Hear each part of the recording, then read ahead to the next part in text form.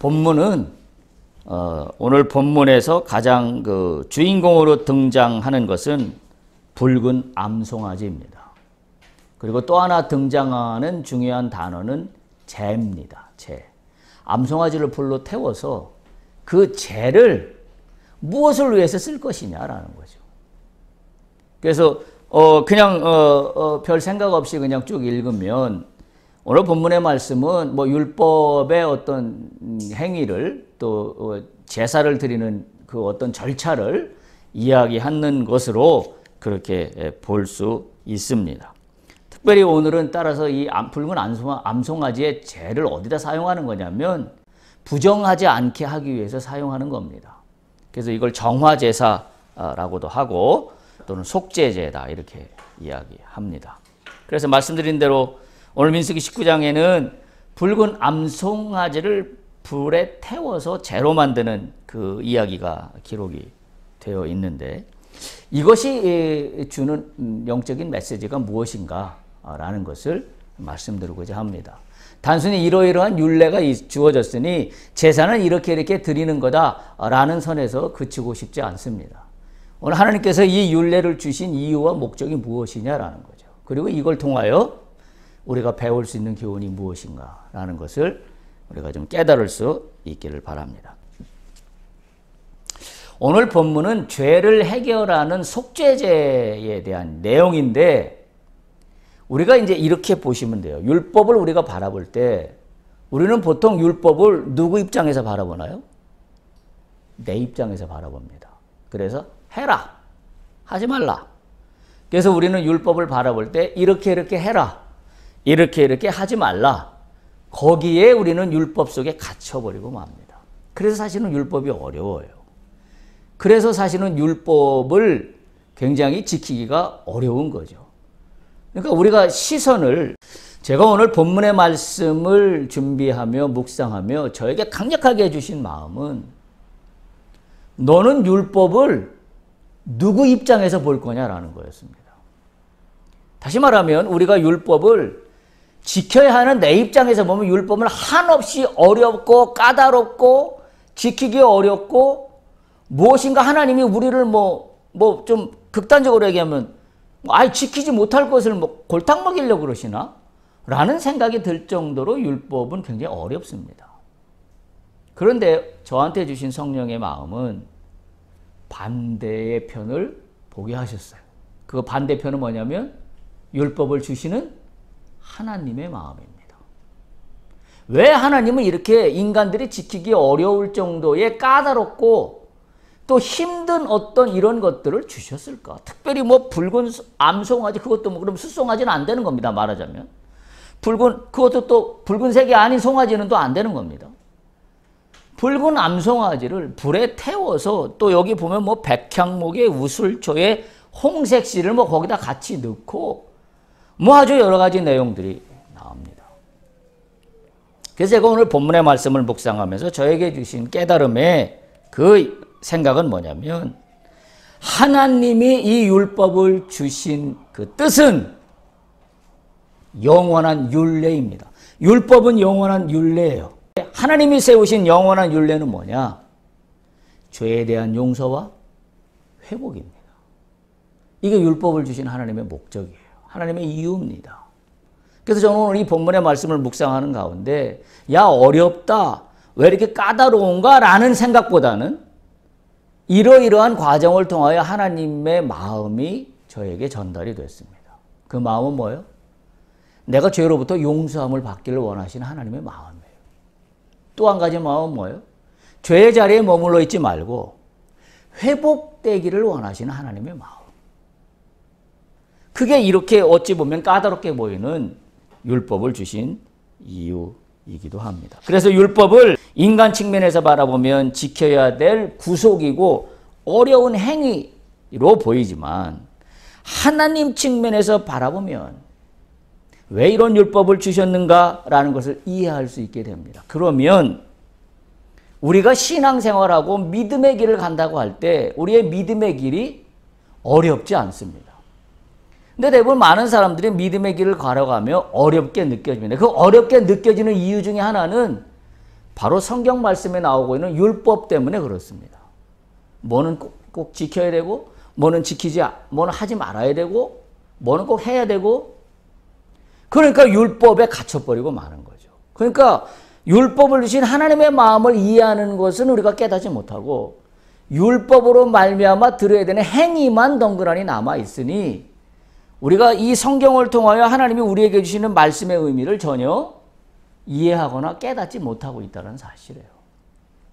그래서 제가 오늘 말씀의 제목으로 정한 것은, 뭐 이 내용상으로 보면 다른 제목들을 많이 뽑아낼 수 있겠지만, 저에게 주신 강력한 메시지는 영원한 율례, 용서와 회복입니다. 하나님이 우리 인간들에게 세우신 영원한 당신의 율법은 우리가 죄로부터 용서받는 것이고, 우리가 하나님의 형상으로 회복되는 겁니다. 그 말씀의 제목으로 함께 나누도록 하겠습니다. 먼저 붉은 암소의식이 왜 하는가라는 거에 대해서 좀 살펴보면, 이게 고대 근동에서 대부분 종교들이 가지고 있던 일상적인 그런 모습들이라고 합니다. 특별히 고대 근동 지역의 이 종교관을 보면 공포심이 상당히 컸는데, 그 공포심이 가장 크게 나타난 것들이 뭐냐면 시체나 죽은 사람이었다고 합니다. 그래서 시체나 죽은 사람에 대한 공포심이 너무 커서 오히려 거꾸로 고대 근동 사람들은 죽은 사람을 숭배하는 관습이 그래서 생겨났고, 왜냐하면 이 공포가 너무 크니까 죽은 사람을 뭔가 공경을 하면 뭔가 그 공포로부터 해방된다라고 느꼈을 것이고, 그래서 특별히 이 시체에 접촉했을 때 그들에게 스며오는 이 공포와 두려움은 굉장히 컸다고 그럽니다. 그러다 보니 시체나 이런 거에 따른 부정함에 대한 것이 오늘 성경 말씀에도 나옵니다만은, 그때 고대 근동에도 모든 종교들이, 그때 당시에 있던 종교들도 이 시체를 만지는 거에 대해서는 부정하다는 동일한 견해들을 갖고 있었습니다. 그래서 이 두려움과 공포는 어떤 좋은 비즈니스가 됐냐면 종교의 좋은 비즈니스가 되었습니다. 그래서 많은 그때 고대 근동 지역에 있던 그 이방 종교들이 사후 세계를 조절하는 능력으로서의 제사장. 그러니까 다른 이방 종교들이 제사장의 역할이 뭐냐면 사후 세계에 대한 어떤 보장을 해주는 거죠. 왜냐하면 죽는 거라는 거에 대해서 공포와 두려움들이 그때 당시 사람들이 너무 컸기 때문에, 이게 이제 말하자면 오늘 말로 말하자면 종교의 전 비즈니스의 거리가 되는 거죠. 뭐 오늘날도 좀 사입이 되는 그런 요소가 있지 않습니까? 소위 말해서 성경 말씀에 어떤 징벌하는 내용을 막 해서 겁을 줘서, 그래서 소위 사람들로 하여금 공포와 두려움에 떨게 하고, 그러면서 갑자기 교주 같은 사람이 나타나서 나를 따르라, 나를 믿으라, 내가 예수다 뭐 이러면서 전혀 말이 안 되는 상황이 사실은 오늘날도 일어나고 있습니다.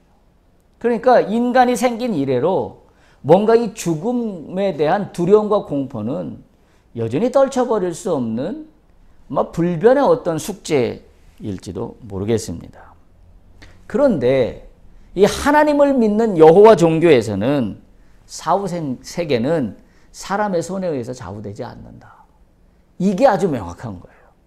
다른 종교들은 사후 세계가 그 어떤 숭배하는 어떤 그 제사의 어떤 그 절차들을 통해서 돈을 받고 재물을 받고 어떤 그런 걸 해주면 사후 세계가 좌지우지 된다라는 것을 강력하게 심어주는 그런 방편으로 활용을 했었기 때문에, 여호와 종교는 사후 세계는 오직 하나님 손에 맡길 뿐이다.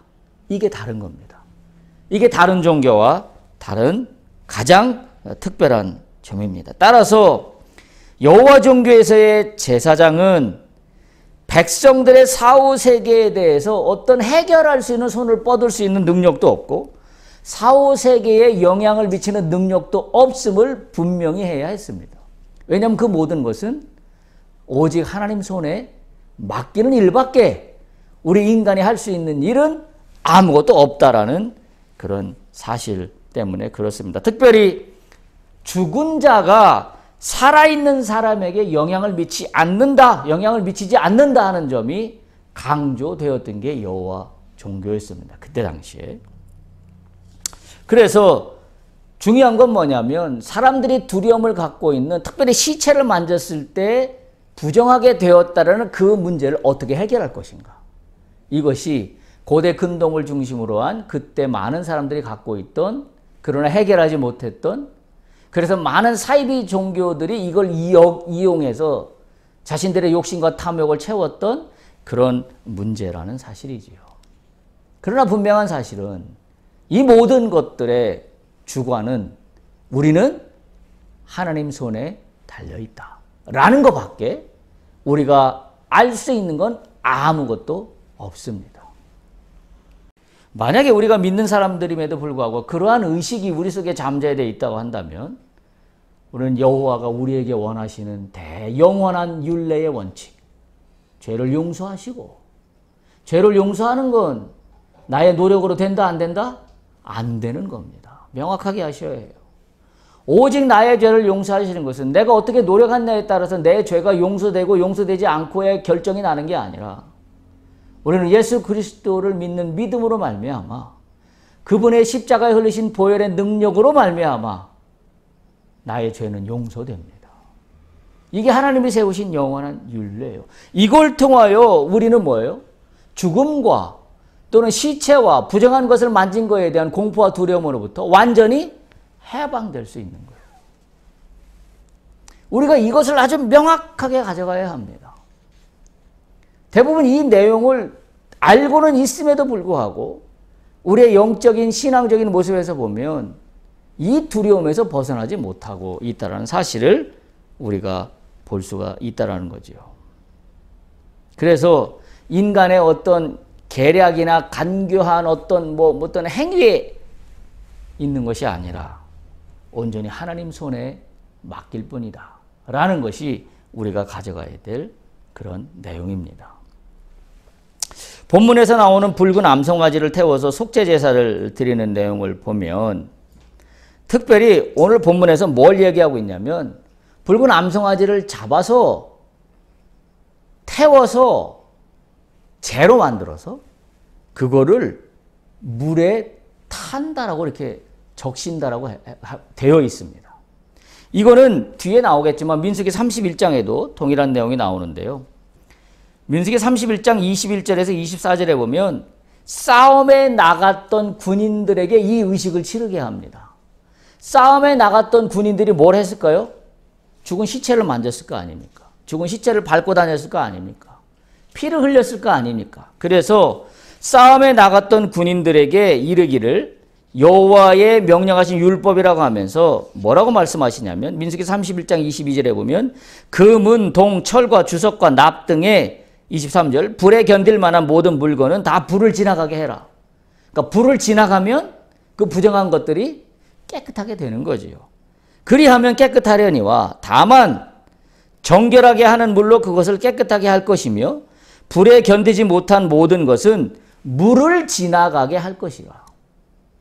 그러니까 지금 이 싸움에 나갔던 군인들에게 불과 물을 통하여 그들이 부정하게 된 모든 것들을 깨끗하게 하는 그와 같은 요소로 이미 했습니다. 그래서 24절에 보면 옷을 빨아서 깨끗하게 한 후에 너희 그 군인들이 진영으로 들어온다. 이렇게 말씀이 이어지고 있기 때문에 그렇습니다. 오늘 몇 가지 본문에 나온 이야기들을 살펴보면 멍에를 매지 아니한 붉은 암송아지를 이 제물로 사용하는데요. 멍에를 매지 아니한 암소라는 것은 세속적인 일에 사용되지 않은 암송아지를 이야기합니다. 그러니까 일반적으로 제물로 사용되는 소는 멍에를 메어도 상관이 없는데 오늘같이 특별히 부정한 것을 해결하기 위해서 하는 이 제사인 경우에는 멍에를 매지 않아야 한다는 조건을 달고 있습니다. 그러니까 소위 우리말로 해서 부정탄 사람이 부정을 해결하는 방법을 지금 오늘 본문의 말씀은 알려주고 있는 겁니다. 따라서 이 멍에를 매지 아니한 암송아지라는 것은 더 귀하고 순수한 점이 강조되고 있습니다. 우리는 이것을 뭘로 충분히 연상할 수 있습니까? 이사야서에 나온 것처럼 나귀를 타고 가는 어린 양. 그렇죠? 어린 희생의 양. 결국 그건 어린 양이라는 이야기는 뭐예요? 오늘 이 이야기와 똑같은 겁니다. 온전하여 흠이 없고 아직 멍에를 매지 아니한 그런 암송아지 내용과 맥락을 같이 하는 그와 같은 점입니다. 그러니까 지금 멍에를 매지 아니한 붉은 암송아지라는 거에서 우리가 해석할 수 있는 건 우리의 죄를 씻는 일은 예수 그리스도의 죽음밖에는 없는 겁니다. 암송아지를 태워서 죄로 만들었잖아요. 똑같은 원리로 우리가 나의 죄를, 나의 부정했던 것들을 깨끗하게 하는 방법은 나 대신 죽으신 예수 그리스도의 보혈의 피, 그거밖에는 다른 대안이 아무것도 없다는 사실을 우리가 같은 맥락으로 이해해 볼 수가 있습니다. 또 이 모든 집전을 누가 하도록 했냐면 제사장 엘르아살이 하도록 하였습니다. 19장 3절에 보면 너는 그것을 제사장 알르아살에게 줄 것이요. 그래서 제사장 알르아살이 이렇게 할 것이다 라고 말씀을 주고 있습니다. 근데 이 말씀을 지금 아론에게 주고 있는 말씀인데 하나님께서 아론에게 이 말씀을 주시면서 뭐라고 하시냐면 제사장 알르아살에게 이르러서 이렇게 하도록 제사장 알르아살이 하도록 해라 라고 말씀하고 있는 겁니다. 그러니까 대제사장 아론이 있었음에도 엘르아살이 이미 대제사장의 일의 일부분을 감당하고 있었다는 사실을 우리가 이 본문에서 충분히 알 수가 있습니다. 물론 아론이 이때 당시로 보면 나이가 많이 많아져서 늙어서 죽음이 목전에 도달했기 때문이라고 해석하는 신학자들도 있습니다. 어쨌든 엘르아살로 하여금 이 붉은 암송아지를 잡아서 하는 그 모든 것들을 집전하게 한 것으로 그렇게 보여지는 그런 성경 구절입니다. 그 다음에 또 이 정화 제사는 진 밖에서 이루어졌습니다. 진 안에서 이루어진 게 아니라 3절에 보면 너는 그것을 제사장 알르아살에게 줄 것이요 그는 그것을 진영 밖으로 끌어내어 자기 목전에서 잡게 할 것이며, 그러니까 붉은 암송아지를 진영 밖으로 데려가서 거기서 잡도록 그렇게 하였습니다. 그래서 이 의식의 결과로 나오는 붉은 암송아지의 재가 만들어질 거 아니에요. 그 재도 당연히 진영 안에 있는 게 아니라 진영 밖에 있게 되겠지요. 왜냐하면 진영 밖에서 암송아지를 잡아 불태우니까. 그 얘기는 뭐냐면 정화 제사는 깨끗한 곳에서 거행되어야 된다는 걸 알 수 있습니다. 그러니까 진영 밖에서 모든 걸 다 한 후에 그리고 제사가 이루어져야 된다. 그렇게 이야기하고 있는 겁니다. 그 다음에 또 6절에 보면 세 가지가 나오는데요. 백향목과 우슬초와 홍색실 세 가지가 나옵니다.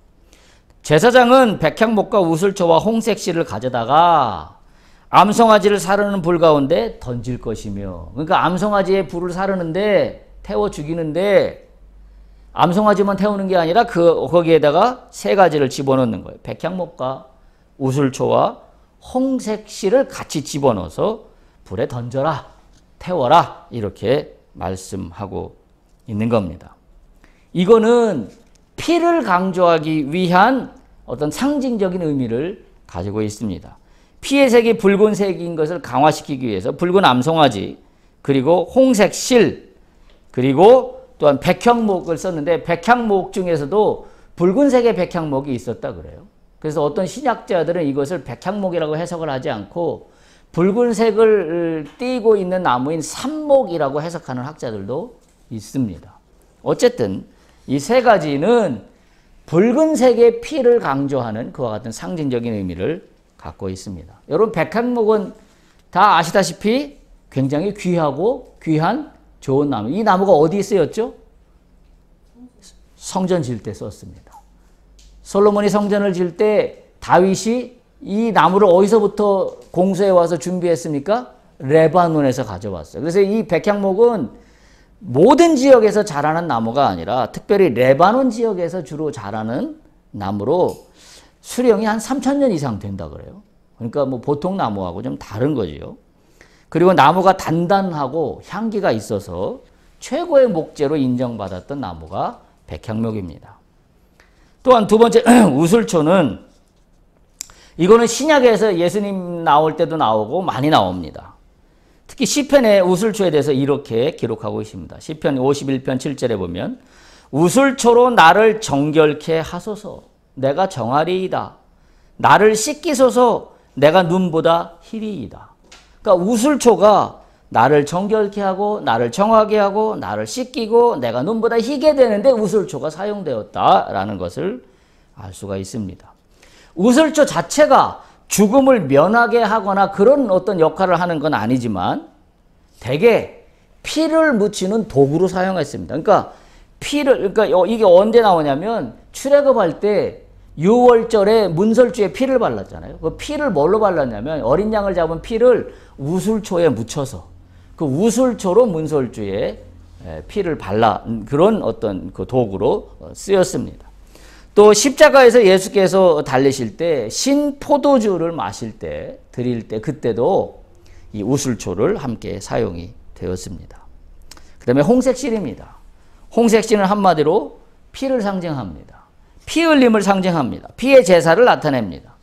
여러분 홍색실이 언제 나오냐면 여러분 기억하시겠지만 여호수아서에 라합 기생이 자신의 가족을 구원받을 때 그때 홍색술을 달아 매달았다라고 성경은 기록하고 있습니다. 그러니까 이 홍색줄은 죽음을 뛰어넘어서 피 흘림의 그런 의미를 담고 있는 게 홍색줄입니다. 그래서 예수 그리스도의 구원의 피를 상징하고 있는 게 홍색줄이다, 홍색실이다 이렇게 이야기하고 있습니다. 근데 또 한 가지 오늘 본문에서 나오는 특별한 사실은 뭐가 있냐면 암소를 불사르는 사람이 누구냐라는 겁니다. 암소를 불사르는 사람이 제사장 엘르아살이 아닙니다. 암소를 불사르는 사람은 평민이었습니다. 제사장은 그 불사르는 그 장소에 있어서 그것을 목도할 뿐이었습니다.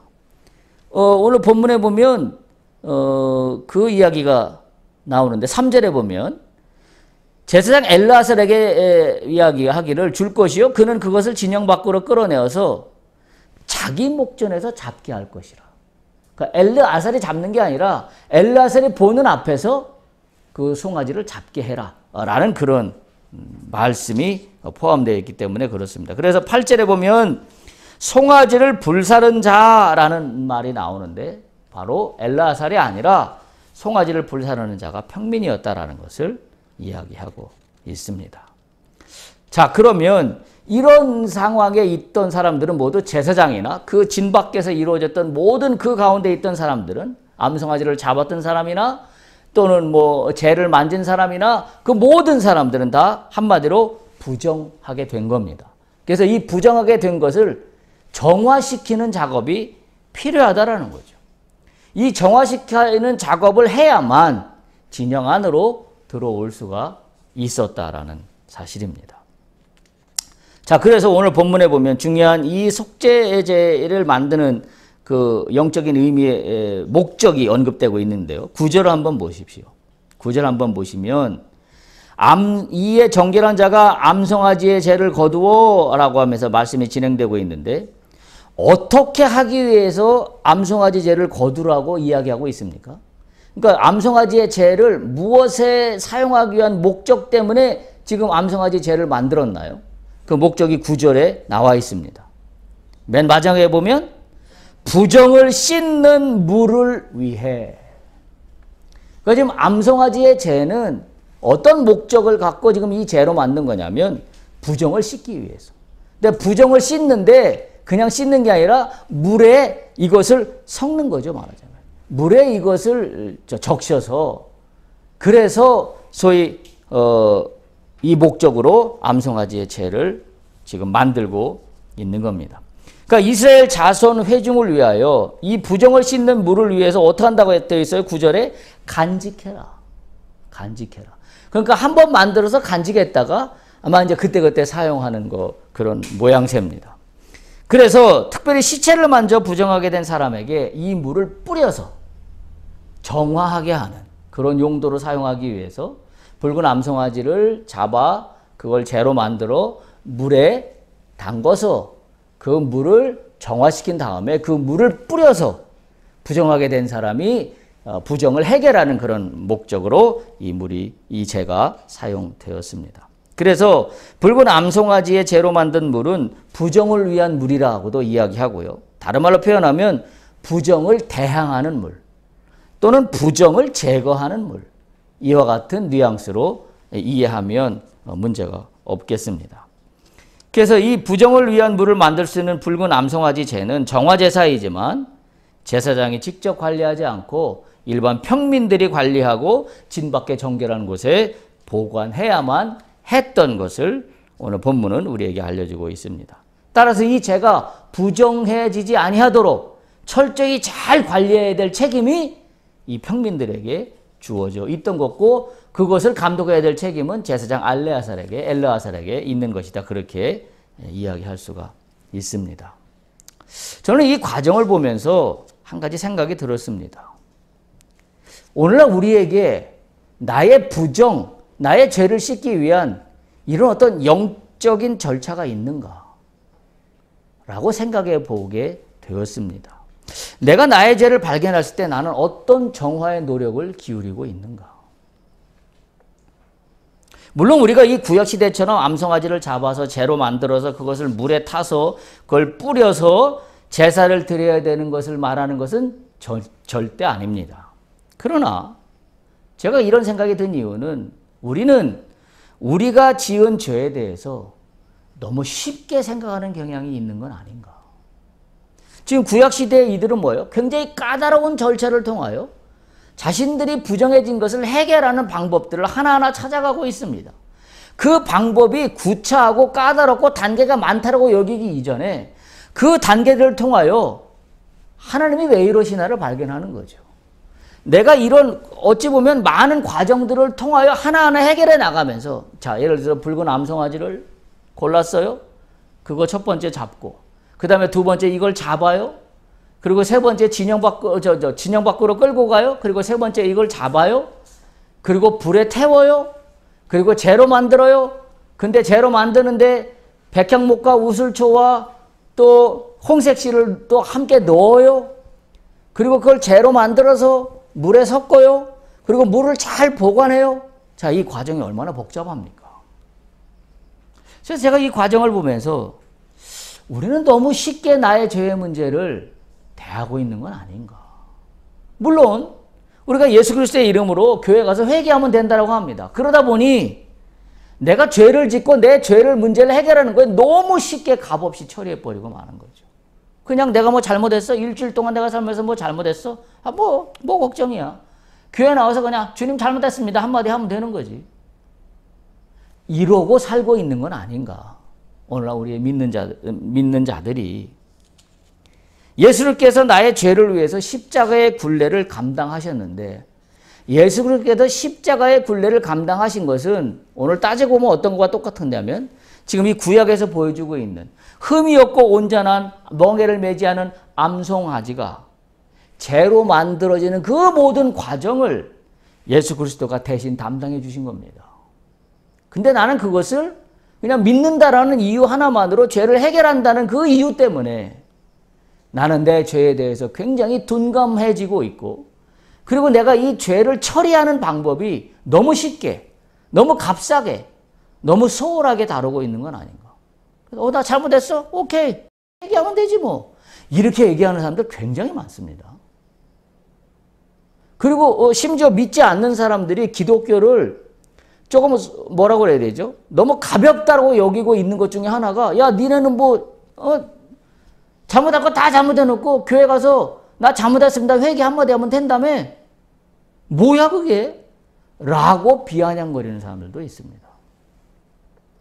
우리가 그것이 옳고 그르고 따지고 뭐 그 사람이 너무하고 아니고의 문제를 이야기하기 전에 우리 스스로 반성해야 될 것이 있지 않느냐. 오늘 이 말씀을 보면서. 그래서 여러분 우리 모두에게 또 동일한 질문을 던지고 싶습니다. 나는 나의 죄를 발견했을 때 어떤 정화의 노력을 거쳤는가? 그냥 쉽게 잘못했습니다 주님 하고 끝나지 않았는가? 우리가 한번 생각해 보지 않을 수가 없습니다. 다시 말하면 율법의 행위를 통한 정화의 형식을 따라가자는 게 아니라 율법에 정하고 있는 정화의 과정에서 강조하는 이 정화하는 정신을 오늘 우리가 배워야 되지 않겠는가 하는 생각입니다. 오늘 본문에 보면 두 가지가 동시에 행해졌어요. 어떤 게 행해지냐? 하나는 뭘로 행해졌죠? 정화하는 절차에서 불입니다. 암송아지를 불로 태웠어요. 또 한 가지는 어떤 이야기가 나죠? 불 말고 물이 나옵니다. 암송아지를 불로 태운 재를 갖고 물에 섞어서 그 물을 뿌리는 그와 같은 절차를 가지고 있습니다. 그러니까 오늘 본문에서 우리에게 알려주는 건 불과 물의 절차를 지나가고 있습니다. 나는 내가 나의 죄를 해결하기 위한 나의 노력 중에 소위 말하는 불과 물을 지나가는 절차들의 소중함을 내가 정신적으로, 내가 심적으로, 내가 영적으로 이걸 깨닫고 나의 죄를 해결하기 위한 노력을 기울이고 있는가? 라는 것을 우리 스스로에게 물어보자 라는 것이 제가 오늘 전해드리고 있는 그런 메시지 중에 하나입니다. 단지 죄를 인정하는 것만으로 끝나지 않는다는 사실이에요. 주님 잘못했습니다. 이거로 끝날 것이 아니라 불로 태워져야 되고 물로 뿌려져야 된다는 사실을 우리가 다시 한번 깨달을 수 있어야 합니다. 그래서 오늘 본문에 보면 부정했을 때 어떻게 하라고 되어 있냐면 특히 물로 옷을 빨고 몸을 씻으라 라고 강조하여서 말씀하고 있기 때문입니다. 우리는 우리의 죄를 정화하는데 이 두 가지 요소가 충족되어야 됩니다. 불로 태운다라는 것은 예수 그리스도가 죽음입니다. 예수 그리스도가 아니고선 나의 죄를 해결할 아무런 대안이 없다. 이거 분명하게 해야 합니다. 내가 어떤 율법적 공로를 말미암아, 내가 어떤 선행한 일을 함으로 말미암아, 내가 어떤 행위를 잘 함으로 말미암아 내가 깨끗해질 수 있다. 내 죄가 용서받을 수 있다. 아닙니다. 오직 예수 그리스도 외에는 아무런 대안이 없다는 사실을 기억할 수 있기를 바랍니다. 그러기 위해서는 우리가 예수 앞에 나오는 걸 소홀히 여겨서는 안 됩니다. 주일날은 물론이고 우리가 주중에 생활하는 가운데도 나의 삶 속에 예수 앞에 나간다는 게 꼭 예배를 드리는 것만 의미하지 않습니다. 나의 모든 삶의 과정들을 통하여 나는 예수 앞에 나가고 있는가. 그래야 내가 갖고 있는 이 부정하고 더럽고 세상에 살면서 얼마나 더러워지겠습니까? 세상을 살면서 흠이 얼마나 많아졌습니까? 내 육신에 또 내 영혼에 내 마음에 그런 것들이 예수 앞에서 내가 정결케 되는 그와 같은 의식적 영적 행위가 필요하다는 거죠. 그래야만 속죄가 되어야 뭐가 된다고요? 회복이 돼요. 내 죄가 깨끗이 정결하게 되어야만 회복이 되는 겁니다. 우리는 어떻게 돼요? 회복을 원해요. 그런데 뭘 거치지 않아요? 나를 정결케 하는 과정을 거치지 않습니다. 그리고 주여 주여 이름만 부르고 회복만 꿈꿉니다. 그러니까 오늘 이 논리를 보면 회복이 되지 않아요. 하나님은 왜 이렇게 까다롭고 어려운 절차들을 마련했을까요? 회복하시기 위해서요. 근데 이 까다로운 절차를 마련한 이유는 뭐예요? 정화가 쉽게 되지 않는다. 나에게 더럽게 다가온 부정한 모든 것들이 쉽게 해결되지 않는다. 그래서 이 절차를 까다롭게 만들어 놓으신 거예요. 그렇다고 한다면 나는 더욱더 내가 세상에 살면서 예수 앞에 나가는 거에 내가 이 절차를 밟는다라는 생각으로 내가 귀하고 소중하게 생각할 수밖에 없다는 사실이죠. 여러분 찬송가 287장에 보면 예수 앞에 나오면이라는 찬양이 있어요. 287장에 보면 가사가 이렇습니다. 예수 앞에 나오면 죄사함 받으며 주의 품에 안기어 편히 쉬리라. 우리 주만 믿으면 모두 구원 얻으며 영생 복락 면류관 확실히 받겠네. 할렐루야. 우리 한번 찬양해 볼까요? 287장입니다.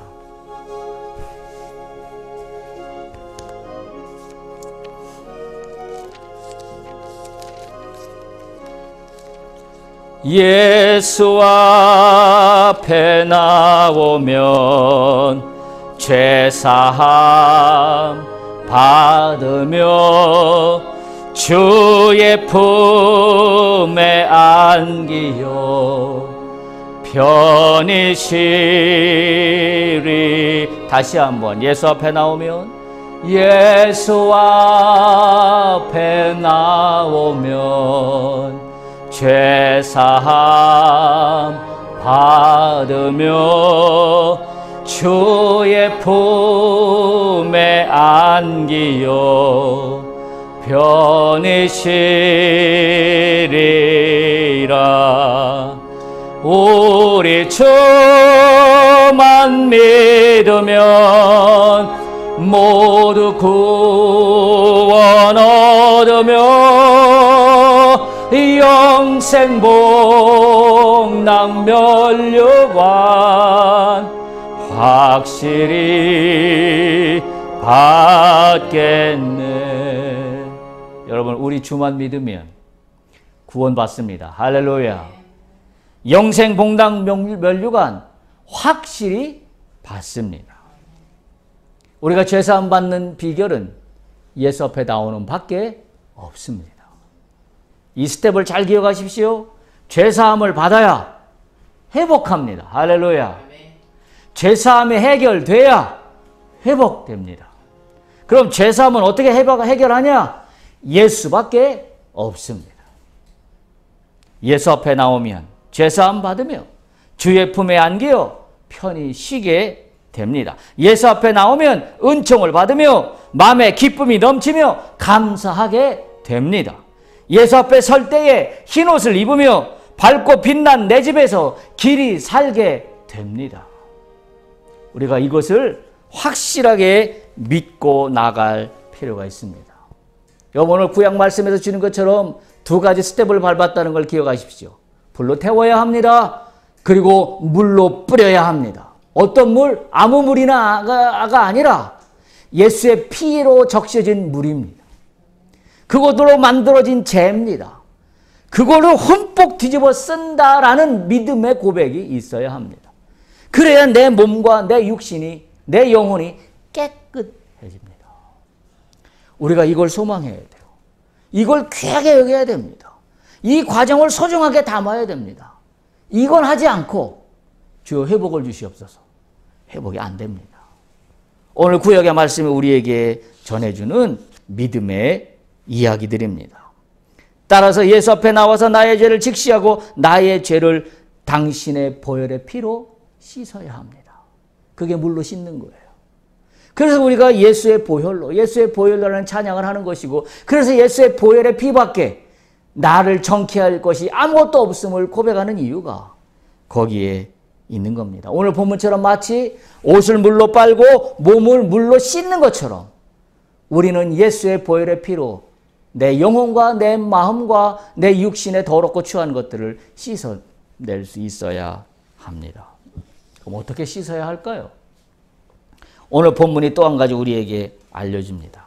하나는 세 가지가 있다 그랬죠? 뭐였죠? 백향목과 우슬초와 홍색 실입니다. 여러분, 우슬초는 우리에게 아주 신앙인들에게 잘 알려져 있는 식물 중에 하나입니다.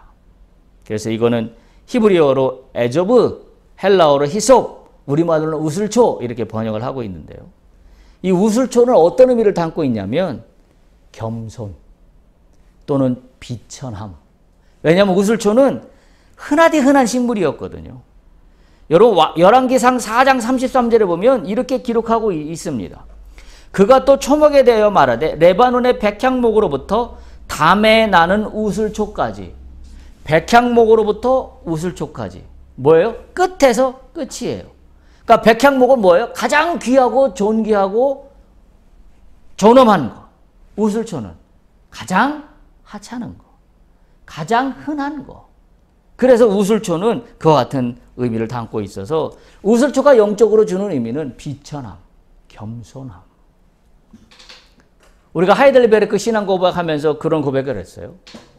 우리가 하나님의 위로로부터 우리가 무엇을 알아야 합니까? 그걸 깨닫기 위해서 우리가 알아야 하는 게 무엇입니까? 라고 했을 때 뭐가 있었냐면 우리의 비천함을 깨달아야 된다. 어떤 비천함? 죄로 말미암아 내가 얼마나 비천한가, 내가 얼마나 비참한가를 깨달아야 합니다. 낮게 오신 그와 같은 예수 그리스도의 모습하고도 겹치는 부분이기도 합니다. 우슬초의 마음입니다. 어떤 마음? 내가 죄를 씻는다고 하는 마음은 겸손한 마음입니다. 나의 비천함을 깨닫는 마음입니다.